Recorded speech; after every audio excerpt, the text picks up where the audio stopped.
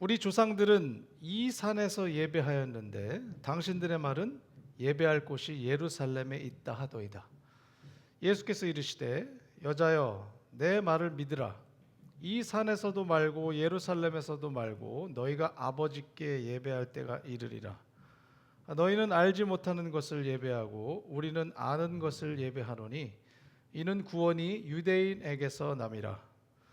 아버지께 참되게 예배하는 자들은 영과 진리로 예배할 때가 오나니 곧 이때라. 아버지께서는 자기에게 이렇게 예배하는 자들을 찾으시느니라. 하나님은 영이시니 예배하는 자가 영과 진리로 예배할지니라. 아멘. 네, 우리 캘리포니아 오렌지 카운티 가든 그로브시에 한때 미국의 영적 부흥을 대표하는 한 교회가 있었습니다. 크리스탈 캐스트럴, 한국에는 수정교회라고 많이 알려져 있습니다. 돌아가신 로버트 슐러 목사님이 세우신 이 수정교회는 시대를 앞서가고 매우 신선한 미국 스타일의 예배 방식, 그리고 텔레비전 방송 쇼를 버금가는 그 행사, 쇼, 특송, 성가대, 그리고 세계적인 규모를 자랑하는 파이프 오르간, 또 유명한 인사들의 초청 연설과 인터뷰 등으로 한때 세계에서 가장 유명한 교회였어요. 가장 유명한 교회. 우리가 어렸을 적에 기억나시죠? AFK를 들으면 나오던 그 교회 방송이 바로 이 수정교회 그 목사님이 로버트 슐러 목사님이었습니다. 이 수정교회에서 시작된 Hour of Power라는 방송은 LA 지역 방송과 미국 전체 그리고 전 세계로 송출된 가장 대표적인 텔레비전 주일 예배 방송이었습니다. 굉장히 센세이셔널했어요. 옛날에도. 그 중에서도 이 특별히 수정교회 건물, 이 건물은 세계적인 건축가인 필립 존슨이 디자인해서 완공을 했는데 10,000개 이상의 10,000개가 넘는 거대한 유리 패널로 둘러싼 매우 독창적인 건축 기술을 사용해서 전 세계적으로 또 유명해졌습니다. 대단했어요. 얼마나 이 교회가 또 이 교회 건물이 유명해졌는지 오렌지 카운티를 관광을 가면 수정교회 건물을 보러 관광객들이 몰려갔습니다. 그 정도였어요. 그 정도예요. 이 교회 건물을 구경하려고 또 이 그 화려한 이 주일 예배를 참석해 보려고 전 세계에서 사람들이 몰려왔습니다. 그런데 어느 순간부터 이 수정교회가 조금씩 출석 성도가 줄기 시작했고 교회가 쇠락하기 시작했습니다. 특히 로버트 슐러 목사님께서 자신의 아들을 새로운 담임 목사로 거의 승계시킨 뒤에 교회가 급속하게 쇠락하기 시작했고 교회 이사회의 대부분 멤버로 있었던 이 슐러 목사님 가족들 내부 안에서 이 가족들끼리 리더십에 관한 파벌 싸움이 생기면서 교회가 대위기를 겪어요. 이 교회가 쇠락해 갈 때 있었던 유명한 일화가 있습니다. 매우 유명한 일화인데 매 주일날 이 예배당이 빈자리가 점점 늘어나기 시작하더니 어느 순간 되니까 2층이 텅텅 빈 거예요. 1층도 막 빈자리가 많아졌고 슐러 목사님이 근심이 되셨겠죠. 근데 어느 날 주일날 보니까 예배당이 빽빽하게 다 찬 거예요. 꽉 찼어요. 슐러 목사님이 얼마나 신이 났겠어요.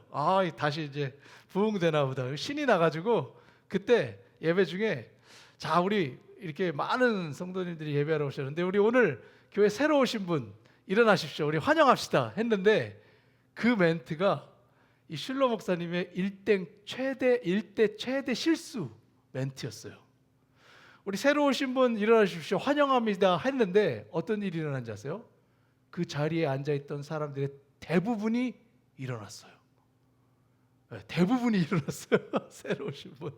근데 그분들도 새신자가 아니라 거의 대부분이 관광객이었습니다. 투어리스트. 슐러 목사님이 그날 엄청나게 충격을 받았다고 그래요. 엄청나게 충격받았어요.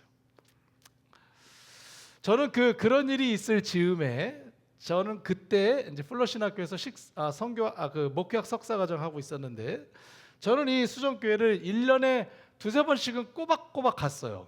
제가 그때 여러 교회를 탐방하고 있었는데 수정교회는 이렇게 해마다 몇 번씩 이렇게 찾아갔었습니다. 그런데 제가 찾아갔을 때 참 우연하게도 처음 찾아갔을 때 담임 목사님이 새로 아들 목사님으로 바뀌어서 이제 막 교회가 시작되고 있을 때였어요. 그때. 그래서 이제 첫날 처음 교회를 갔는데 아들 목사님이 설교를 하고 있었습니다.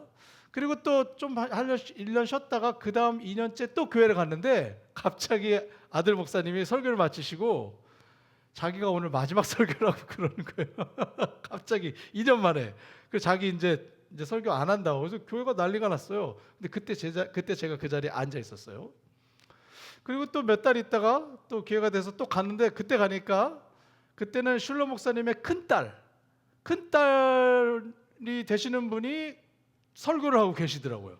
자기가 임시 담임 목사라고 그러면서 그러고 계셨어요. 그래서 이거 교회가 굉장히 지금 뭔가 문제가 많구나, 어렵다, 그런 거를 뭐 그 분위기도 느낄 수 있었고, 예배 끝나고 나서 이 교인들의 표정, 그 말투, 뭐 대화, 제가 영어가 짧아서 다는 못 알아듣지만은 느낌으로 교회가 굉장히 어렵구나, 지금 뭔가 큰일이 있구나, 그걸 느꼈어요. 그렇게 이제 교회가 위기가 차서 있는 날, 어느 날 또 이렇게 한번 또 가봐야지 하고 갔는데 그날 마침 이 로버트 슐러 목사님의 손자였던 바비 슐러 목사님이 설교를 하는 날이었어요. 저는 그 바비 슐러 목사님을 플러신 학교에서 몇 번 뵀습니다. 아주 뭐 열정적이고 전도 유망한 그런 분이었어요. 유명했어요. 슐러 목사님 손자였기 때문에 플러신 학교에서 유명했죠. 근데 그 바비 슐러 목사님이 그날 수정교회 본당에서 대예배 때 처음으로 설교하는 날이라고 해요. 근데 그때 또 제가 앉아 있었어요. 제가 우연하게 수정교회랑 저랑 인연이 많아요. 그날 제가 그 자리에 딱 앉아 있었는데 바비 슐러 목사님이 설교를 했습니다. 막 1시간을 진짜 젊으니까 열정적으로 어떻게 교회를 살려보려고 설교를 했는데, 마지막에 설교가 거의 끝날 때쯤 무렵에 했던 설교 내용이 기억나요. 그거는 참 잊어지지가 않아요. 앞에 내용들은 많이 잊어버렸는데 마지막에 했던 그 내용이 잊어지지가 않습니다. 이런 식으로 마지막에 설교를 했어요. 여러분, 우리 교회 건물이 너무나 화려하고 너무나 멋지지만은 하나님께서는 이 건물을 받으시는 것이 아니라 여러분의 진정한 예배를 원하십니다. 우리 교회는 이제 이 화려한 건물에 가려지는 보여지는 것들을 좀 뒤로 하고 진정한 선교적인 교회로 다시 거듭나야 합니다. 그 메시지가 계속 저는 기억에 남습니다. 그렇게 그 손자 목사께서 정말 피를 토하는 심정으로 설교를 하고 마쳤는데, 설교가 끝나니까 그 자리에 앉아있던 모든 사람들이 일어나서 기립으로 박수를 쳤어요. 잘했다라는 칭찬 플러스 격려 플러스 이제 우리 교회도 좀 뭔가 이 위기 속에서 새롭게 거듭날 수 있겠다는 그 희망에 찬 그 노인들과 교회 성도들의 박수가 있었습니다. 자, 약간 늦은 감은 있었지만 그래도 이 교회에 희망이 있겠다 싶었는데, 어쨌든 그리고 나서 수정교회는 얼마 되지 않아서 2006년 그 아들 목사님에게 부자 승계를 하고 나서부터 시작되자마자 6년 만인 2012년에 교회가 파산 신청을 해요. 그래서 카운티에 파산 신청서를 제출하고 이 아름다운 그 유명한 교회 건물을 오렌지 카운티 로만 카톨릭 대교구에 팔게 되었습니다. 매각을 해요. 매각하고 교회 이사회의 핵심 멤버들로 다 들어가 있었던 슐러 목사님의 가족, 아들, 딸, 사위들이 전부 이사회에서 퇴출됐어요. 수정교회의 쇠락의 원인은 여러 가지가 알려져 있습니다. 그런데 제가 보는 가장 중요한 이유, 가장 근본적인 이유는 바로 설교입니다. 로버트 슐러 목사님은 평생 동안 긍정적인 사고, possibility thinking, 이것을 주제로 설교를 했어요. 그래서 사람들에게 희망을 주고 자기를 개발하고 자존감을 높일 수 있는 그런 긍정적인 메시지를 주로 담아서 전했습니다. 평생을. 당시에 삶의 무게에 짓눌려서 고난받고 아메리칸 드림을 꿈꾸고 신앙생활 속에서 세속적인 성공을 추구했던 많은 중산층 미국 사람들, 또 이민자들에게 엄청나게 큰 위로와 희망이 됐어요. 예, 큰 희망과 능력을 줬습니다. 그런데 여러분, 이 긍정적 사고를 중심으로 한 복음은 매우 아마추어적인 복음입니다. 매우 아마추어적이에요. 여러분, 진정한 복음은 거듭난 자의 삶 속에서 주권적으로 역사하시는 그 하나님의 전능하신 섭리와 손길을 체험하고 나의 인생을 온전히 하나님의 뜻에 맡길 수 있도록 성경에 기록된 말씀을 가감없이 그대로 전하는 것을 통해서 복음이 전달됩니다. 여러분, 복음이라는 것은 인간의 기대와 욕구와 성공을 향한 갈망에 막 불을 지펴주는 어떤 심리적이고 자극적인 격려와 희망의 메시지가 아니에요.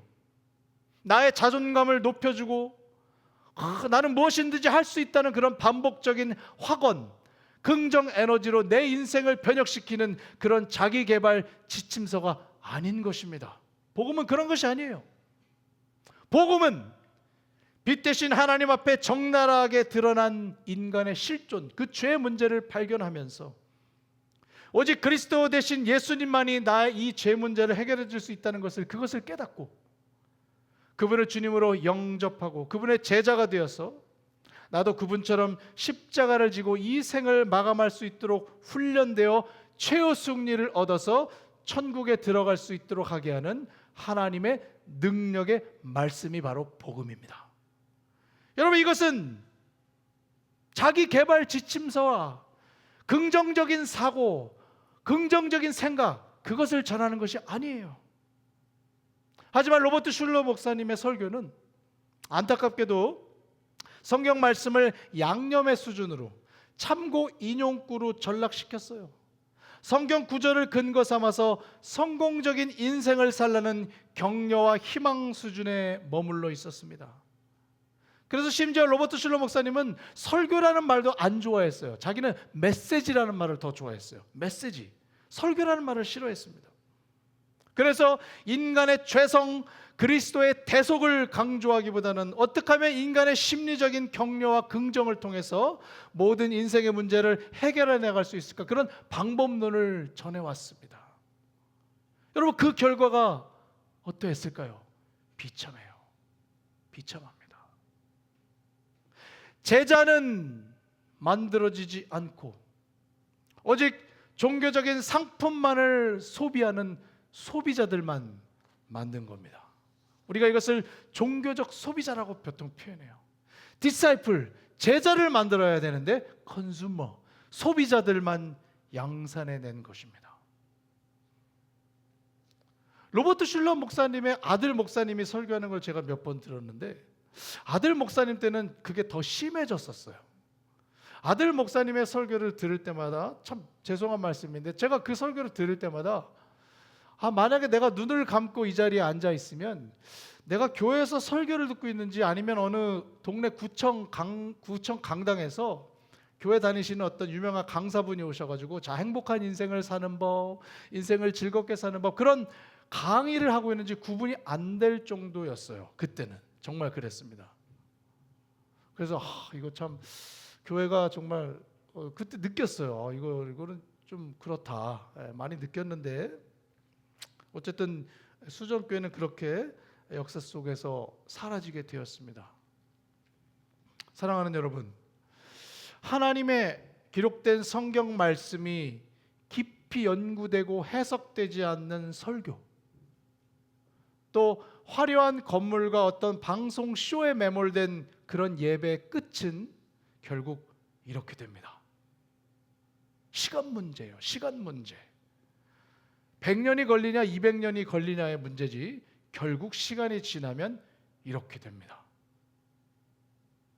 우리는 초대교회와 사도 바울과 제자들이 세웠던 수많은 교회들이 지금까지 존속되지 않고 있는 이유를 심각하게 생각해 볼 필요가 있습니다. 많은 초대의 교회들이 사라졌습니다. 여러분, 교회의 생명은 예배에 있습니다. 여러분 믿으십니까? 아멘. 하나님은 예배받기 위해서 이스라엘 민족을 지으셨어요. 우리 이사야 43장 21절 말씀을 보겠습니다. 이 백성은 내가 나를 위하여 지었나니 나를 찬송하게 하려 함이니라. 하나님은 하나님의 백성을 자신을 찬송하게 하기 위해서, 영광을 돌리기 위해서 지으셨다고 말씀하셨어요. 또 하나님께서 이스라엘 백성을 이집트에서 이끌어내실 때, 바로 왕에게 명령하실 때도 출애굽기 8장에 이렇게 말씀하셨습니다. 내 백성을 보내라. 그러면 그들이 나를 섬길 것이니라. 섬긴다라는 말의 히브리어 원어는 예배한다라는 뜻입니다. 예배한다. 하나님께 예배한다. 바로 왕한테 하나님이 명령했습니다. 그들이 나에게 예배해야 되기 때문에 보내라. 그렇게 말씀하셨어요. 여러분, 웨스터민스터 소요리 문답 1번 문항, 인간의 제1 되는 목적은 무엇인가? 그 질문에 대한 답이 무엇입니까? 인간의 제1 되는 목적, 사람이 이 세상을 사는 첫 번째 목적이 무엇입니까? 그 대답은 하나님을 영화롭게 하는 것, 그리고 영원토록 그를 온전히 즐거워하는 것, 그것이 답이에요. 저와 여러분의 인생의 성도로서의 제1 목적은 하나님을 영화롭게 하는 것이며 영원토록 하나님을 온전히 즐거워하는 것입니다. 여러분, 우리가 하나님을 영화롭게 해드리고 온전히 즐거워할 수 있는 가장 직접적이고 온전한 행위가 뭘까요? 예배입니다. 예배. 누가 뭐라 해도 예배가 가장 직접적인 행위이고 가장 온전한 형태의 행위가 바로 그것입니다. 우리 존 파이퍼 목사님도 이렇게 설교했습니다. 여러분, 교회의 궁극적인 목표는 선교가 아니라 예배입니다. 우리가 선교를 하고 있는 이유는 바로 아직도 예배드리지 않는 사람들이 있기 때문입니다. 그렇게 예배가 중요하다고 강조했어요. 여러분, 이렇게 중요한 예배에 관해서 예수님께서 너무나 중요한 이 예배에 관한 중요한 말씀들을 이제 우리에게 알려주셨어요. 참 예배란 무엇인가? 참 예배자는 어떻게 예배드리는 사람인가? 하나님은 어떤 예배와 예배자를 찾고 계시는가?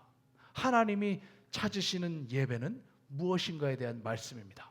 자, 예수님께서 사마리아 여인에게 이 얘기를 하셨습니다. 우리 본문 4장 23절과 24절 말씀을 보겠습니다. 예수님께서 두 번이나 반복해서 말씀하셨어요. 하나님은 영이시니 예배하는 자가 어떻게 하라고요? 영과 진리로 예배할지니라. 영과 진리로, 영과 진리로. 참 예배에는 반드시 이 두 가지, 영과 진리로 예배드리라고 했습니다. 헬라어 원문을 직역을 하면 영과 진리 안에서, in spirit and truth, 영과 진리 안에서 드려야 한다고 예수님이 매우 분명하게, 명확하게 말씀하셨어요. 자, 첫 번째, 먼저 예수님은 영 안에서 드리는 예배가 참 예배라고 했습니다. 영 안에서, in spirit. 자, 예수님이 말씀하신 이 영은 우리가 크게 두 가지로 이해한다고 그랬죠. 첫째는 인간의 가장 깊은 내적인 곳인 인간의 영. 그리고 또 한 가지, 이 영은 하나님의 영인 성령으로 이해합니다. 먼저 이 영을 인간의 영을 뜻하신 것으로 예수님이 말씀하신 것을 우리가 이해할 때는 이것을 통해서 알 수 있는 참된 예배의 특징이 몇 가지 있습니다. 첫 번째로, 자, 우리의 영 안으로, 우리의 영으로 드린다는 예배는 첫 번째, 외적인 형식과 의식을 강조했던 이 구약시대의 예배와 달리 이제는 우리의 깊은 내면 그리고 중심을 다해서 하나님께 드리는 예배를 아버지께서 찾으신다는 뜻입니다.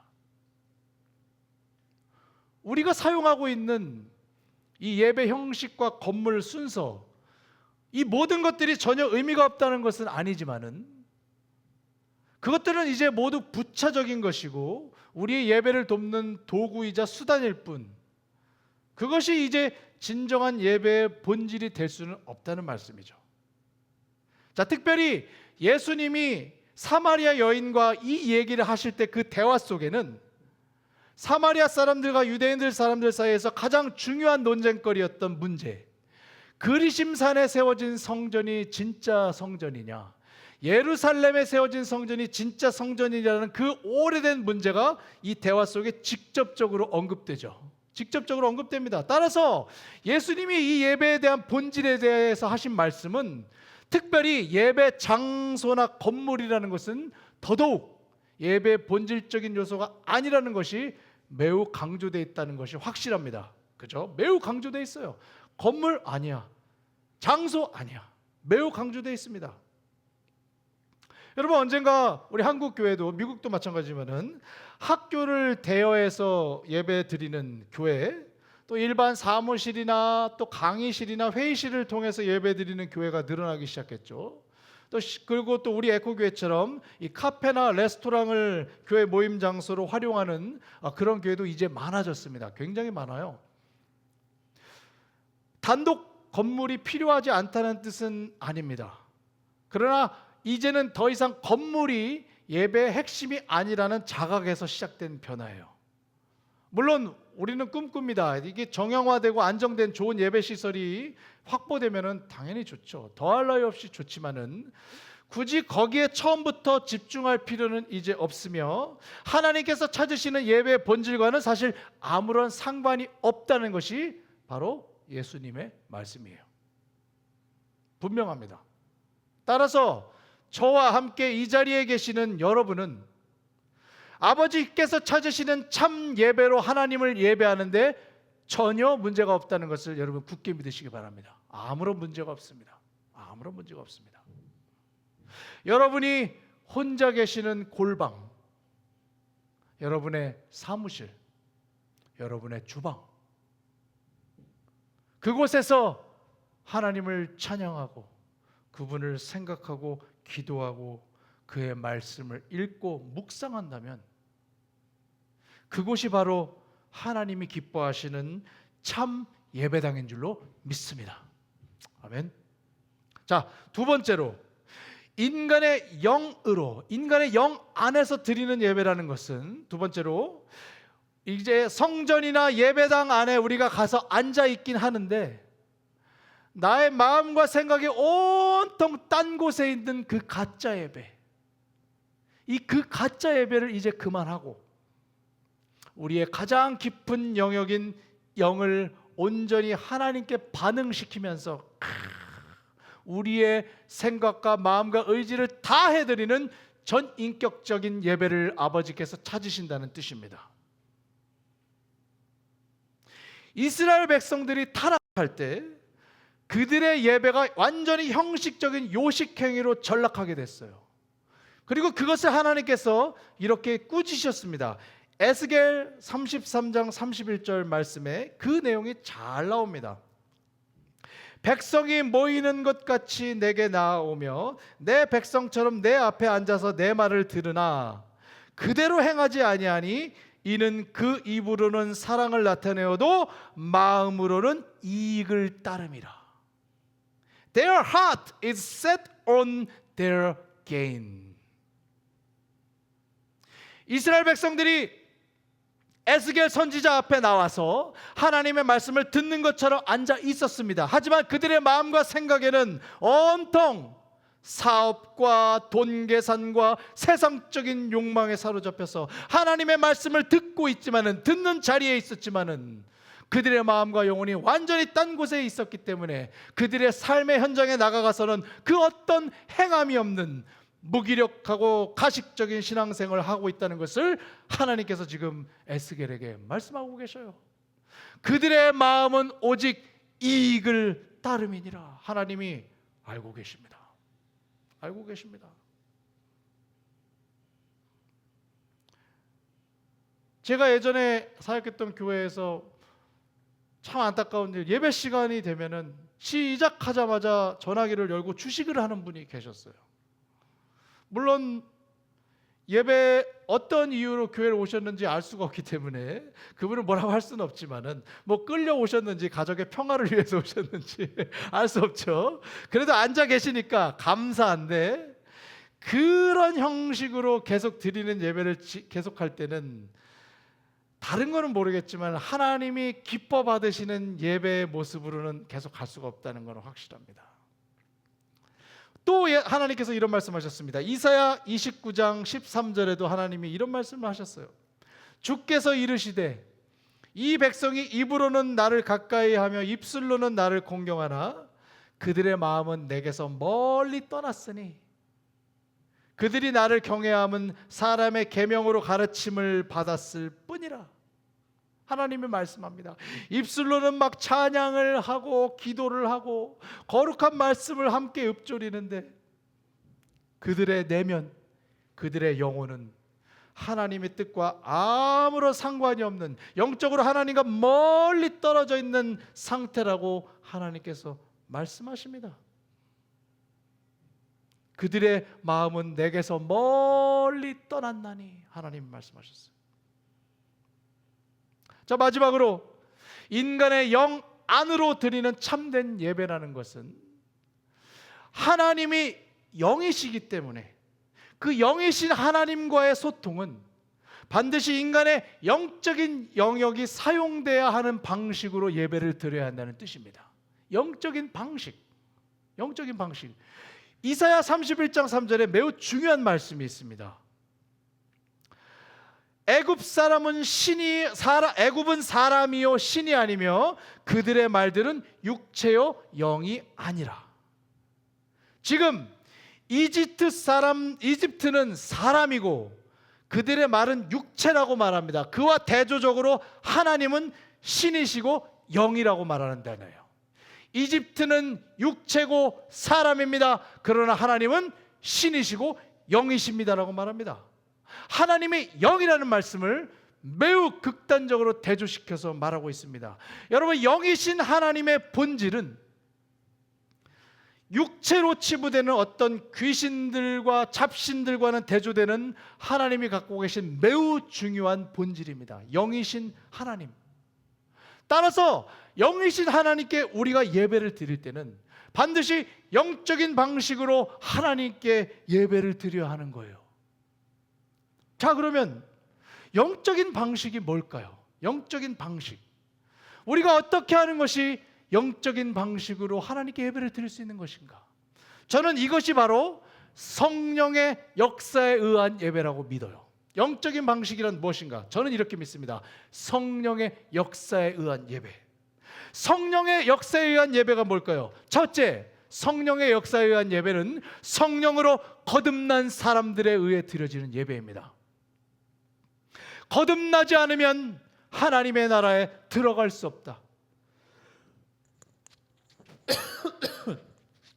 예수님께서 니고데모에게 말씀하셨어요.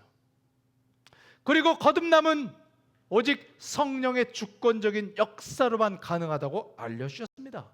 따라서 성령의 역사로 거듭난 사람들이 개인적으로 혹은 함께 모여 드리는 예배야말로 성령이 역사하는 예배라고 할 수 있습니다. 맞죠?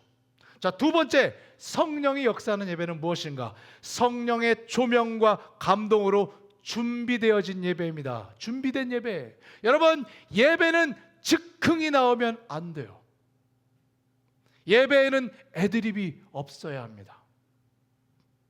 상황에 따라 즉흥적으로 뭔가를 할 수는 있지만은 가장 좋고 온전한 예배는 준비된 예배입니다. 우리는 예배를 위해서 많은 것들을 준비합니다. 설교와 찬양은 물론이고 행사와 순서, 교육, 교제, 식사까지 그 모든 것들이 다 준비되어야 해요.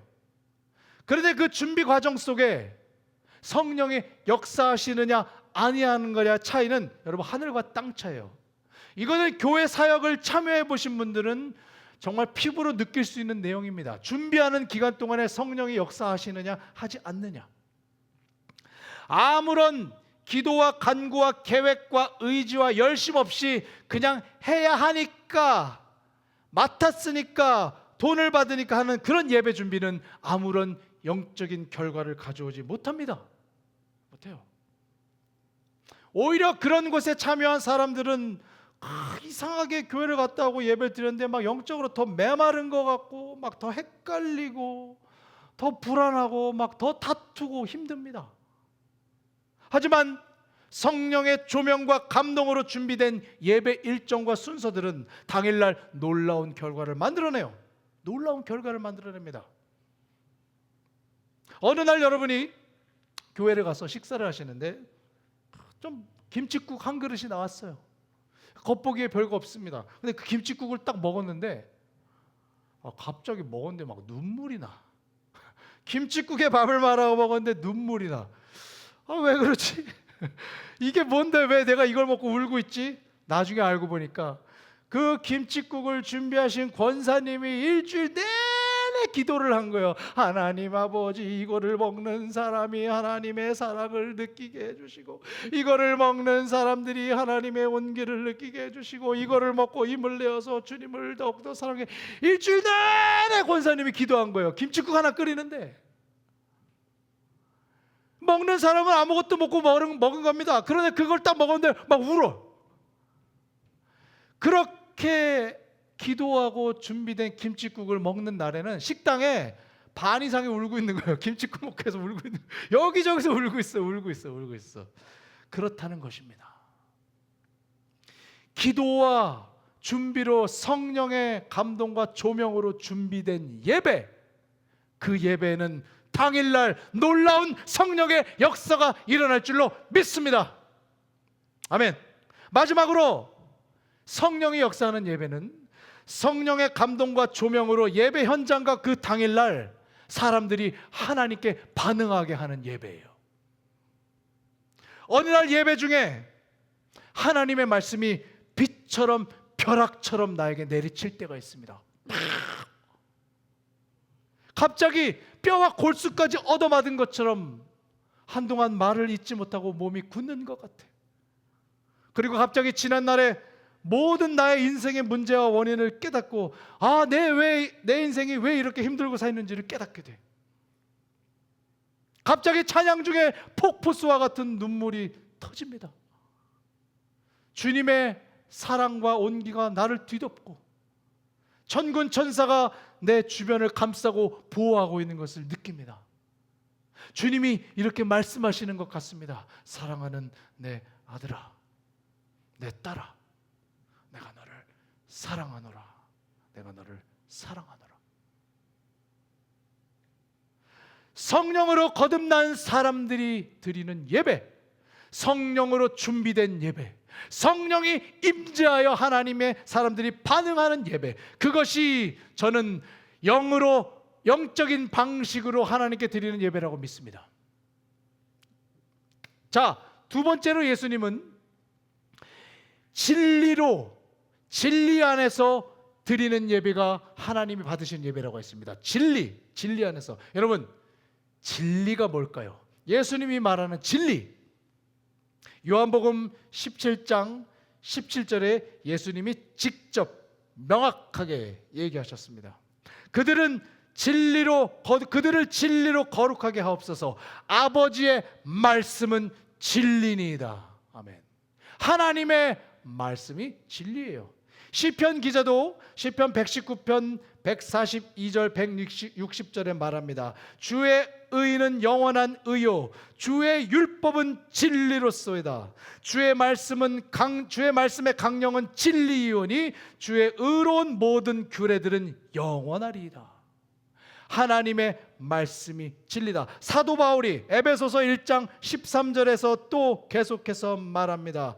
그 안에서 너희도 진리의, 다음 페이지, 그 안에서 너희도 진리의 말씀 곧 너희의 구원의 복음을 듣고, 진리의 말씀, 하나님의 말씀이 진리라고 말하죠. 또 바울이 디모데후서 2장 15절에 말합니다. 너는 진리의 말씀을 옳게 분별하여 부끄러울 것이 없는 일꾼으로서 인정된 자로 자신을 하나님 앞에 드리기를 힘쓰라.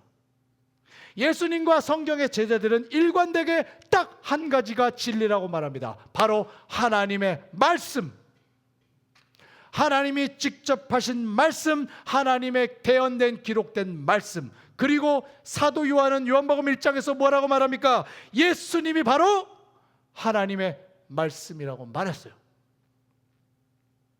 예수님이 하나님의 말씀이시다. 여러분, 따라서 진리 안에서 드리는 예배라는 것은 오직 기록된 하나님의 말씀인 성경 말씀이 전해지고 해석되고 선포되는 예배, 그리고 하나님의 말씀 자체 되신 예수 그리스도만이 온전하게 증거되고 선포되는 예배가 바로 진리 안에서 드리는 예배입니다. 그것이 진정한 진리 안에 드리는 예배예요. 독일 출신으로 1992년 한국에 선교사로 들어오셔서 현재 한국에서 루터 대학교 교수로 계시는 말테 리노 교수님이 계십니다. 말테 리노 교수님, 한국에서 근데 한국말 잘하세요. 그분이 한국 교회 예배를 독일 신학자의 관점으로, 루터 교인의 관점으로 한국 교회를 평가한 적이 있습니다. 이렇게 간단하게 한 줄로 평가했어요. 이렇게 말했습니다. 한국은 예배가 활발한데 감성적입니다. 한국 교회 예배는. 그런데 독일 교회 예배에는 진리가 있지만 수동적이고 약합니다. 자, 말테리노 교수님이 지적한 한국 교회의 강점과 약점이 뭡니까? 강점은 활발하고 감성적인데 약점은 진리가 약하다. 진리가 부족하다. 즉 하나님의 기록된 말씀에 대한 깊은 연구와 해석과 선포가 점점점 약해지고 있는 것을 독일의 신학자께서 정확하게 짚어낸 거예요. 존 메가더 목사님도 한국 교회를 향하여 이런 부탁을 한 적이 있습니다. 제발 한국 교회요, 성경으로 돌아가십시오. 성경으로 제발 부탁. 성경으로 돌아가십시오. 존 메가더 목사님의 삼촌이 메가더 장군이에요. 네, 인천 상륙작전. 그래서 존 메가더 목사님이 한국 교회를 향한 사랑과 열정이 굉장히 많으셨어요. 그 커넥션이 많습니다. 그 한국 교회를 향해서 그렇게 얘기했어요.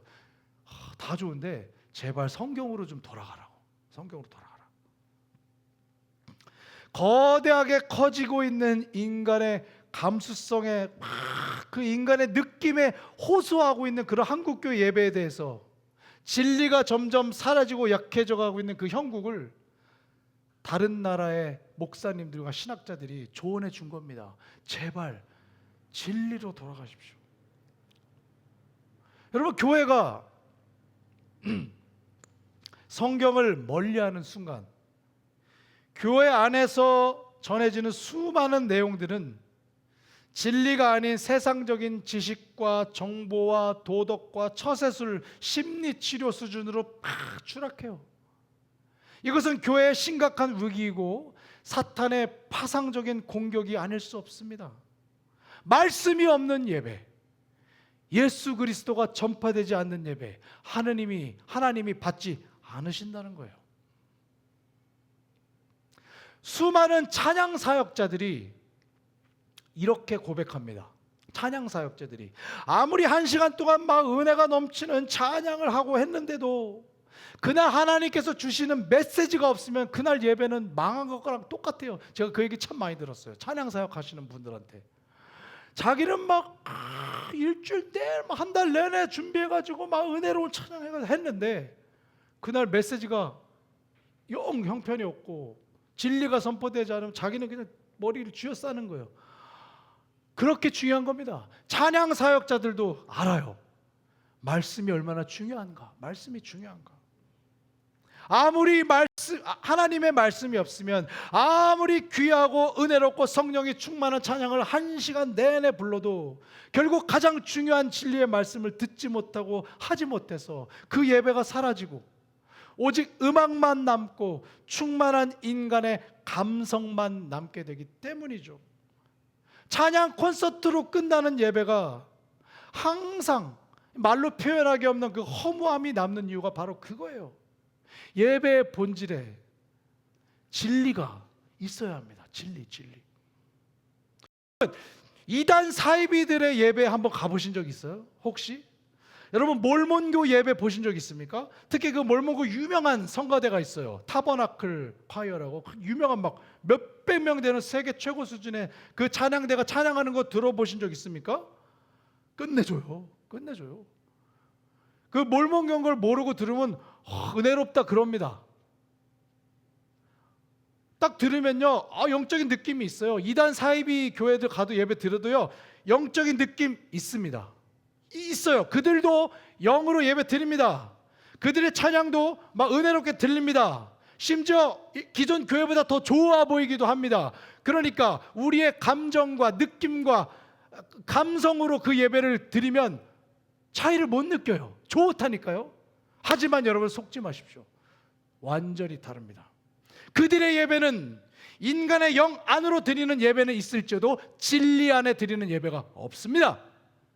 그들이 선포하는 내용은 진리가 아니에요.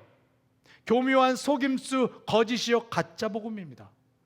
따라서 그들의 예배는 진리가 없는 예배요, 교묘하게 사람을 미혹하여 구원으로 이르지 못하게 하는 사탄의 예배요, 저는 감히 말합니다, 성령이 역사하지 않는 예배예요. 아닙니다. 뭔가 은혜로워 보이죠? 뭔가 느껴지는 것 같고 뭔가 거룩한 것 같고 뭔가 영적이고 심오해 보이는 것 같지만은 하나님의 말씀이 완전히 왜곡되고 예수 그리스도가 온전하게 선포되지 않는 가짜 복음, 거짓 복음이 판을 치는 그 예배는 다 거짓된 예배입니다. 여러분 속지 마십시오. 여러분의 감정과 느낌과 심지어 여러분의 영만을 의지하지 말고 오직 기록된 하나님의 말씀, 그리고 말씀 자체 대신 예수 그리스도가 이 예배 안에 온전히 선포되는지 여러분 확인하십시오. 그것이 아버지께서 찾으시는 참 예배인 줄로 믿습니다. 사랑하는 에코교회 여러분, 우리 에코교회가 2025년 10월 둘째 주일에 갑자기 전혀 예상치 못한 때와 장소와 사람들이 함께 모여 아주 작은 예배로 시작됐습니다. 그리고 오늘 약 이제 10개월 만인 오늘 우리가 처음으로 오전 11시 예배를 드리게 되었습니다. 너무나 기쁩니다. 영과 진리 안에서 드리는 예배, 아버지께서 찾으시는 참 예배자로 우리 에코교회가 더욱 성장 성숙하기를 원합니다. 우리 함께 우리 찬양합시다. 우리 에코교회가 첫 예배를 드린 날 우리가 이 찬양을 함께 부르면서 마음속으로 정말 큰 은혜와 감동을 받았는데 오늘 특별히 이 찬양을 함께 부르고자 합니다. 여러분 다 기억나시죠? 이 믿음 더욱 굳세라. 우리 찬양하겠습니다.